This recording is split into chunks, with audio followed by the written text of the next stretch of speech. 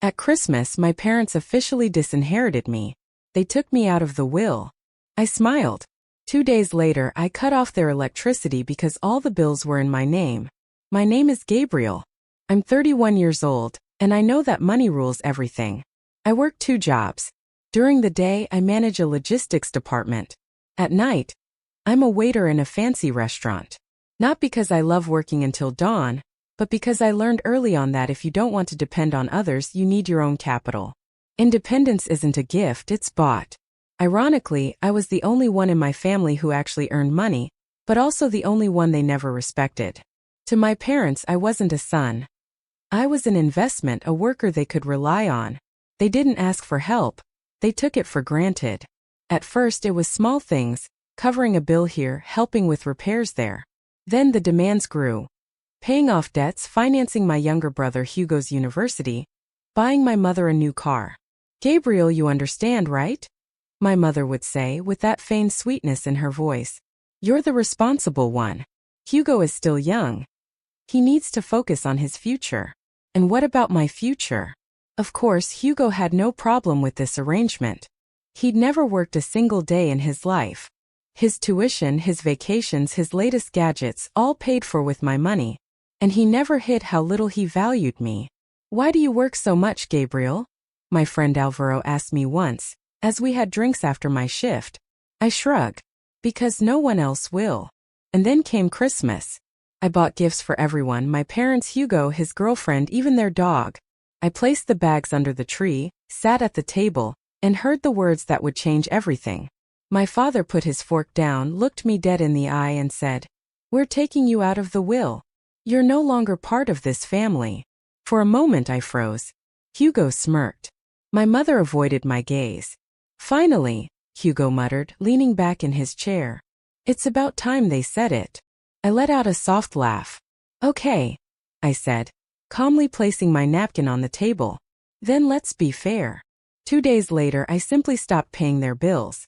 And when the house went dark, the water stopped running, and the heating died in the middle of a snowstorm, they suddenly remembered I existed. They started begging for my help. Sitting in my warm apartment, I watched the missed calls climb in real time. Dozens of messages, each more desperate than the last. "Isabel. Gabriel, something's wrong with the electricity.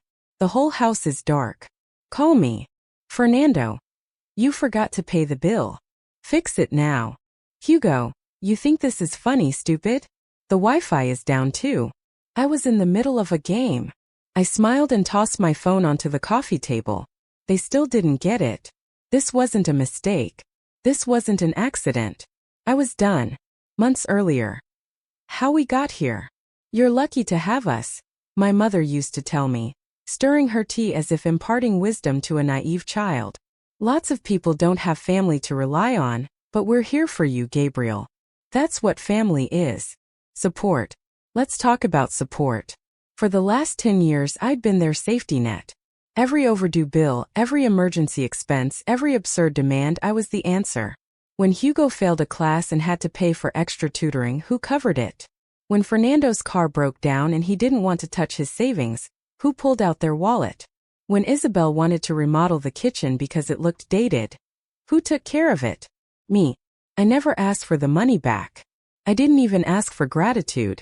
But you know what? Maybe I should have. Because the one time I hesitated, the one time I didn't give in immediately, they attacked me like wolves. It happened a few months ago. I just finished a brutal 14-hour shift at the restaurant. My feet ached, my body running on caffeine and stubbornness. I planned to get home, collapse into bed for a few hours, and repeat the routine the next day. Instead, I walked through the door and found a family ambush. The ultimate abuse. Isabel, Fernando, and Hugo were sitting in the living room waiting for me. Their faces were calm, too calm. I knew that look. It was the same one they wore when they wanted something expensive. "What's going on?" I asked, tossing my keys onto the counter. Fernando sighed, rubbing his temples. "We've been talking, and it's time you took on a little more responsibility, Gabriel." More responsibility.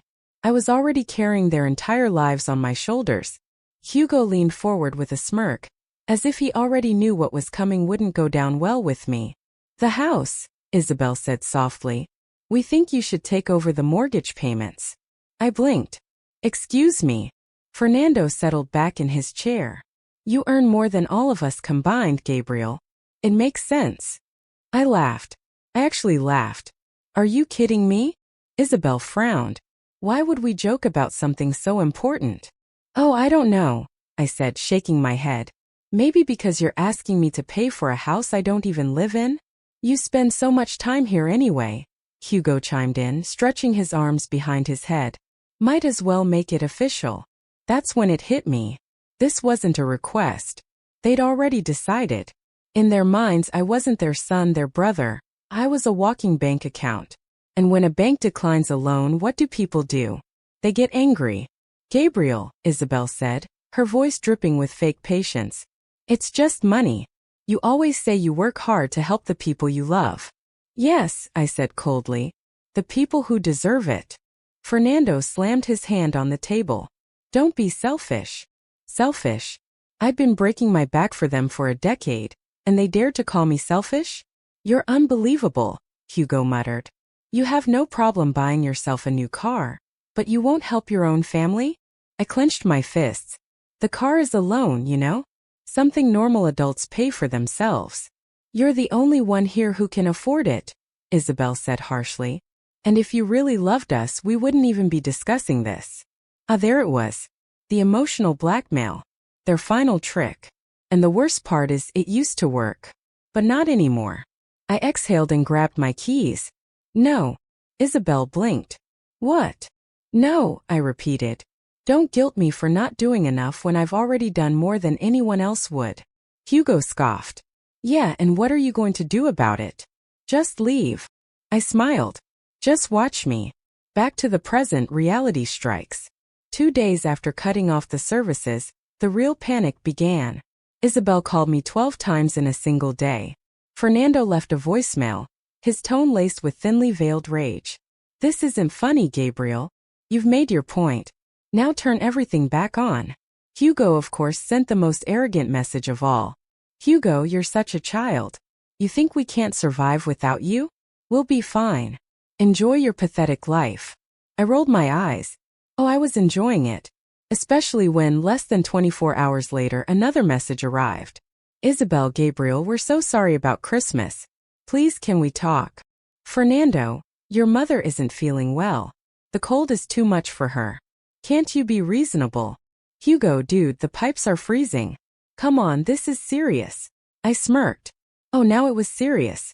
They spent years treating me like a second-class relative, cut me out of the will, laughed in my face, and told me I was no longer part of their world. The return of the desperate. And yet, there they were crawling back. I leaned back in my chair, sipping my coffee, before finally typing a response. I thought I wasn't part of the family anymore. 3 dots appeared. Someone was typing. Then they stopped. Then they started again. I chuckled, setting my phone aside. Let them freeze. For the first time in my life, I had silence.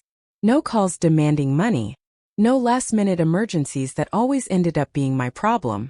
No manipulations disguised as family dinners. Just peace. I woke up, stretched, and made myself breakfast without the rush of having to run off and put out someone else's fire. The world felt different, lighter. And then the knocking started. Loud, desperate. I sighed, already knowing who it was. When I opened the door, there they were. Isabel, bundled in layers of coats, her lips blue with cold. Fernando, his face tight with frustration. And Hugo, shivering without his usual arrogant smirk. For the first time in years, he actually looked nervous. I crossed my arms. To what do I owe the honor? Gabriel, Isabel began, her voice trembling. This has gone too far. You've made your point. I raised an eyebrow. Oh, have I? Fernando inhaled deeply, as if preparing for a battle he didn't want to fight. Come on, son. Your mother isn't well. The house is a freezer. I leaned against the doorframe, feigning thought. My, how tough. This isn't funny, Gabriel. Hugo burst out, his voice cracking, whether from frustration or from having spent 3 nights freezing. You're acting like a lunatic. Who cuts off the power to their own family? I laughed. Oh, so now I'm part of the family? Isabel's face tightened. Gabriel. No, seriously, I said, tilting my head. Because the last time we spoke, you were cutting me out of the will. You said I wasn't one of you anymore. Fernando exhaled forcefully, rubbing his forehead. Gabriel, let's be reasonable. Reasonable. They always pulled out that word when they wanted something. I stepped aside, gesturing to the warm interior of my apartment. You must be freezing. Come in. They hesitated for only a second before practically scrambling inside. Hugo's hand shook as he grabbed a mug from my counter. He didn't even care what was in it. He just wanted something warm. Isabel shed her scarves and sighed with relief as the apartment's warmth thawed her. Fernando leaned against the wall, rubbing his hands together. They were pathetic. All that arrogance, all that superiority, all those years of treating me like an ATM. And now they were beggars. I sat down on the couch, observing them. So what's the plan? Isabel blinked. Plan? I shrugged. You came all the way here. Surely you have a plan. She glared at me. Just turn the power back on, Gabriel. I smiled. There it was. No apology, no acknowledgement of what they'd done. Just another demand. Nah, I said, stretching out my legs. Hugo slammed the mug down on the table. You selfish. My voice dropped dangerously. Careful what you say. Jerk. The last attempt at bravado fell flat instantly. Fernando cleared his throat. Gabriel, we're family. I let out a slow sigh. Right. Family. The word tasted bitter in my mouth. Let's talk about family, I said, sitting up straight. Where was that family spirit when you decided I wasn't worth being in your will? Isabel's lips pressed into a thin line. Where was it? I continued. When you called me selfish for not paying for a house I don't even live in? Hugo groaned, rubbing his face in frustration. God, Gabriel, are you going to cry about this forever? I tightened my jaw. This wasn't remorse. It wasn't guilt. It was annoyance. They weren't sorry for what they'd done. They were just annoyed that their plan had backfired. Isabel straightened, clasping her hands in her lap. Gabriel, let's make a deal. I almost laughed. A deal? I gestured with my hand. Go on. You turn the services back on, she said carefully. And in exchange, we forget this little tantrum. I stared at her and then I laughed loud and long. Fernando frowned. What's so funny? I wiped a tear from my eye. You seriously think I'm the one having a tantrum? Hugo scoffed. You're acting like a lunatic over a will, Gabriel. I exhaled slowly. They still didn't get it. Okay, I said, standing up. You want to make a deal? Fine. They perked up slightly. I'll turn the services back on, I said, walking towards the door. For 10,000 euros. Up front. Silence. Hugo's mouth dropped open. What? Isabel looked at me, horrified. Gabriel, we don't have that kind of money. Fernando's face turned red. You've lost your mind. I smiled. Nope. Just playing by your rules. Because for them, everything had always been a transaction. They used me, demanded things, acted like I owed them everything. Now I was the one setting the price. Consider it rent, I said. Since I basically financed that house for the last decade. Isabel looked at Fernando, her voice dropping to a whisper. We can't pay that. Fernando clenched his jaw. He's bluffing. I opened the door wide. Then you better start looking for some candles. Hugo jumped to his feet. You're seriously going to throw us out into the cold? I smirked. I'm not throwing you out. There's a difference. They hesitated, waiting, hoping I'd give in. But I didn't. I just stood there, arms crossed, watching the realization sink in. I was done. Finally, Fernando stood up. He didn't look at me as he passed, just muttered, "Let's go." Isabel hesitated, her eyes searching mine, searching for the old Gabriel, the one who would always cave. She didn't find him. With a heavy sigh, Isabel adjusted her coat more tightly and followed Fernando out the door. Hugo was the last to go. He paused at the doorway, his jaw clenched. "You're really going to do this?" he asked. I looked him directly in the eye. "Already did." He scoffed. "You'll regret this." I smiled. "I doubt it." And with that I closed the door firmly. I waited until I heard their car pull away from the curb. Only then did I exhale. My hands were steady. For the first time in my life I had one. And wow, did it feel incredible. The silence in my apartment wasn't just peaceful. It was powerful. For the first time in years, I wasn't waiting for a call about some urgent expense. My money was mine. My time was mine. And my family, they were on their own. The first week without me. At first, they tried to act like nothing had changed. Hugo posted one of those fake motivational quotes on Instagram. People come and go, but true family stays together. No time for the fake. How sweet. Isabel tried to manipulate me with texts. Isabel, Gabriel, I know you're upset, but don't let pride destroy our family. Call me. Isabel, your father is worried about you. We all are. Please come home and talk. Talk about what? About how they treated me like a disposable ATM. About the fact that they only cared now because their comfortable life was over? I ignored the messages. And then came day 5 and the mask began to crack. The collapse begins. It started with a call from our gossipy Aunt Carmen. Gabriel, she sighed dramatically. I heard about what happened. You can't be serious. I am very serious, I replied, leaning back in my chair. Your mother is devastated, she continued. Your father is furious. And Hugo, I smirked. Let me guess. Hugo is having a hard time. Aunt Carmen hesitated. Well, yes. The house is cold, the bills are piling up.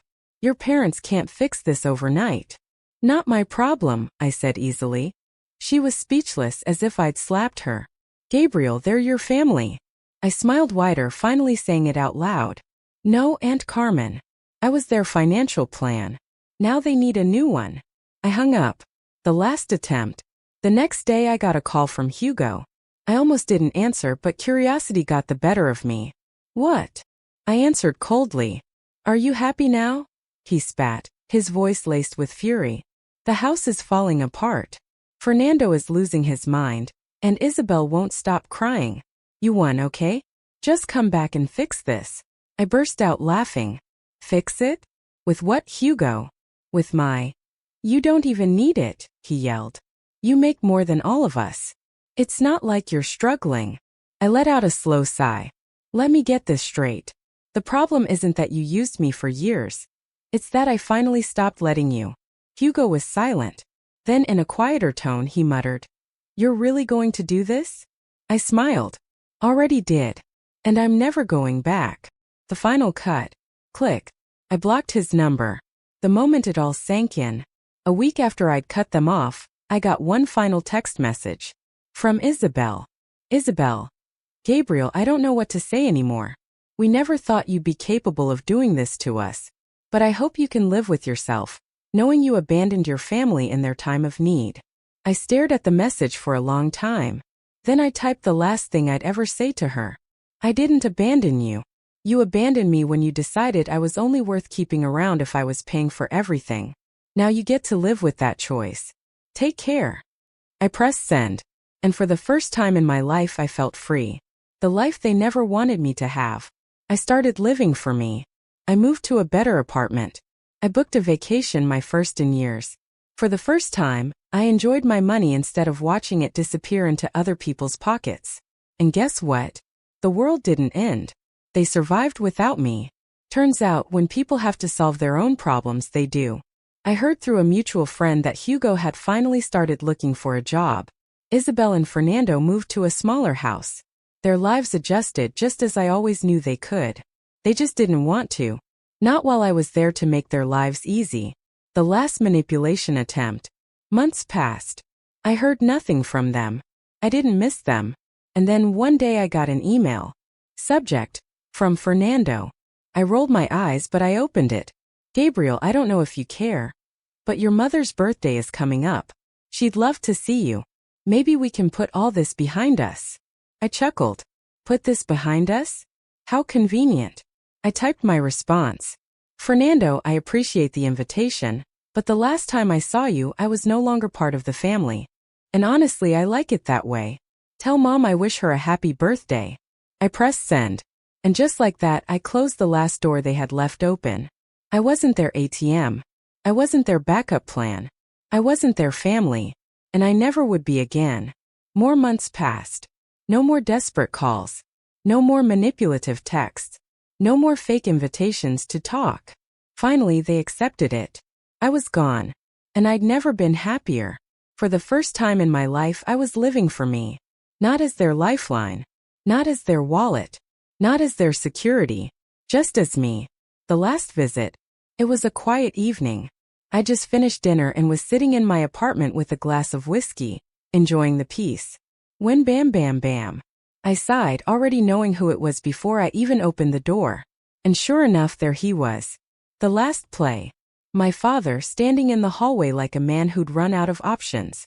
His face looked older, the arrogance wiped away by stress. He'd thinned out, his coat looking a bit worn. He wasn't here to threaten me.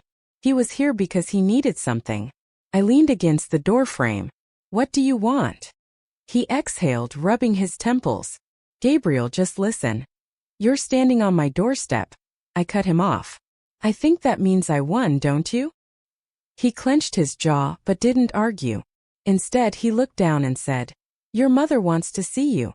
I let out a short, bitter laugh. Oh, now she does? Gabriel, no, seriously.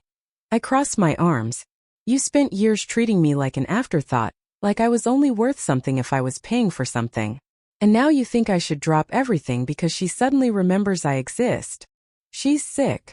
My stomach tightened. Not because I felt pity, but because I knew what he was doing. Keeping my expression neutral, I asked, Sick with what? Fernando hesitated. Just she's not well. Depressed. Stressed. She misses you. Ah, there it was. The last card they could play. The pity card. I gave him a slow, amused smile. Let me see if I understand this correctly. You cut me out of the will, told me I was no longer part of the family, laughed in my face when I finally stood up for myself, and now that you're suffering, I'm supposed to feel bad. She's still your mother, he snapped. And I was still your son, I shot back. Didn't seem to mean much back then. He looked away, exhaling through his nose. He knew I was right. I leaned in slightly. Why are you really here, Fernando? What is it you're too proud to say? Silence. And then finally, the house, it's gone. I blinked. How do you mean? His voice dropped. We lost it, he muttered. After you cut us off, things got bad. The bills kept piling up. We thought we could manage, but... He shook his head. We couldn't. We lost it all. The house I'd paid for years. The lifestyle they refused to give up. Hugo's parasitism. I should have felt something. I felt nothing. I looked at him, my expression neutral. Sounds like a problem you should have thought about before you betrayed me. His nostrils flared. God, Gabriel, are you going to hold this grudge forever? I tilted my head. It's not a grudge. It's a lesson. His hands clenched into fists. I can't believe you turn your back on us like this. I let out a sharp laugh. Oh, that's rich. Who was the first to turn their back on me? He glared at me, but I saw something else in his eyes now. Defeat. He came here hoping I'd crack, that I'd feel guilty, that I'd cave. But I wasn't that person anymore. I kept my gaze steady, serene. Go home, Fernando. Or wherever your home is now. His face twisted in anger. But there was something else there too. Acceptance. He knew he'd lost. Finally, after years of control, manipulation, and demands, I was free. Without another word, he turned and started walking down the hall. I didn't watch him go. I didn't call him back. I simply closed the door and locked it for good. The final closure. I never saw them again. Not in person. A few months later, I received a single text message. From Hugo. Hugo. I guess you got what you wanted in the end. Hope you're happy. I didn't reply. I just smiled. Because for the first time in my life I was. The lesson. If someone only loves you when you're useful to them, that's not love. It's convenience. And the moment you stop being convenient, they show you who they really are. And when they do, let them go. And never look back.